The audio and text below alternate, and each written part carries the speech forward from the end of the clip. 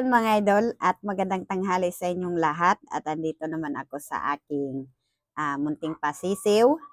At so ngayon mga idol ay okay naman yung aking mga munting sisiw. At yan yung vitamins nila ay siyempre kailangan din nila yan ng vitamins habang sa paglaki.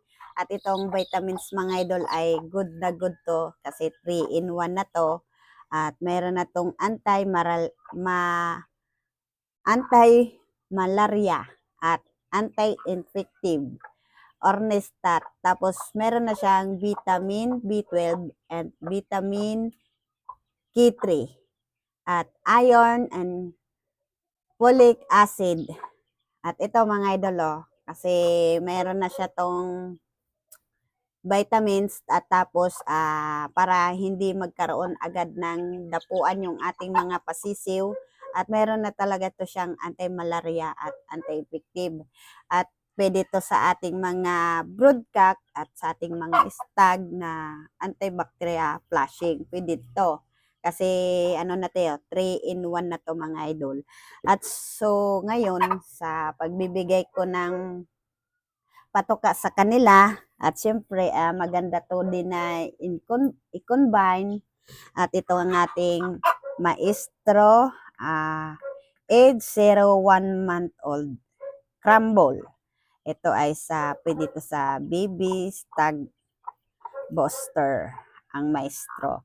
At hindi tayo mga idol nagre-recommenda or ano kasi lahat ng mga binibigay natin patoka ay goods na goods yan. Pero itong sa akin, ito na yung aking binibigay sa aking mga munting pasisiw. At sa ngayon mga idol at paggagabi to, nilalagay ko dyan sa balde at syempre nilalagay ko din sa kulungan ng aking mga pasisiw. At syempre at nagpapasigurado na ako na para hindi sila ng daga. At kasi ay 10 kasi ito mga idol at ayan o. At ang bilis nilang masisigla na kaagad sila. At ayan o, kita nyo o. At maano na sila dito, maliliksi na. Kasi ilang ano pa lang to mga idol. At ganyan na kaagad para meron na tayong hindi kaagad sila basta-basta dadapuan ng sakit. At sa ganitong pabago-bago na naman yung ating panahon kasi may low pressure nga tayo pero hindi naman dito sa pagkalam ko doon lang ata yun sa ibang lugar at siyempre apektado tayo dito sa amin at ganitong mga panahon na ulan, init at malamig at siyempre para maiwasan natin na hindi kaagad magkakasakit yung ating mga sisiw at kailangan talaga natin silang i-vitamins. At yan mga idol ay yung itong Ornistat at bagay na bagay to sa ating mga munting pasisiw at lalo na sa ating mga stag at broodcock. At siyempre para maiwasan natin yung mga sakit na kung anong dadapo sa kanila. At mas maganda talaga na 7 days yung ating pagbibigay nitong Ornistat kasi ito ay siyempre para hindi kaagad sila dapuan ng anti-malaria or mga something kasi ito ay napakabata pa nila.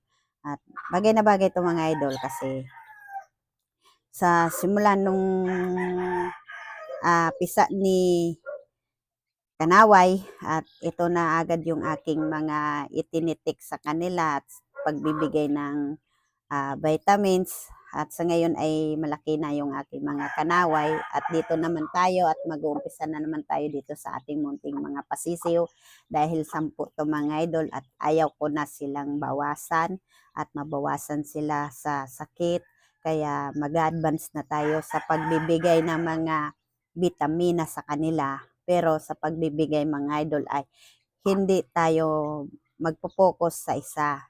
Mas maganda yung paiba-iba na vitamins at ito ay tinik natin. Kasi ito ay mga idol ay mayroon na to siyang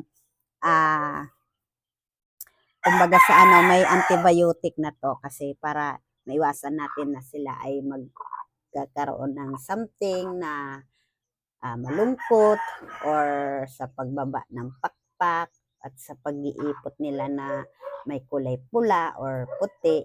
At mas maganda talaga mga idol yung ating mga pasisiw ay healthy. At ayan ay kasama nila yung kanilang nanay. At kaya ganyan yung painuman nila mga idol para hindi sila mabasa. At nakakainom naman sila kahit papano. At yung tubig nila, hindi yan sapat sa maghapon at mamaya ay mauubos yan. At mas maganda mga idol yung ating binibigay sa ating mga pasisiw ay nauubos agad nila para hindi kaagad sila mabababad yung kanilang painuman kasi kumbaga sa mga idol, yung ating binibigay na vitamins or gamot para hindi agad na mabababad yung maano ng 24 hours kasi yan ay napapanis at mas maganda yung nauubos agad nila yung kanilang patubig.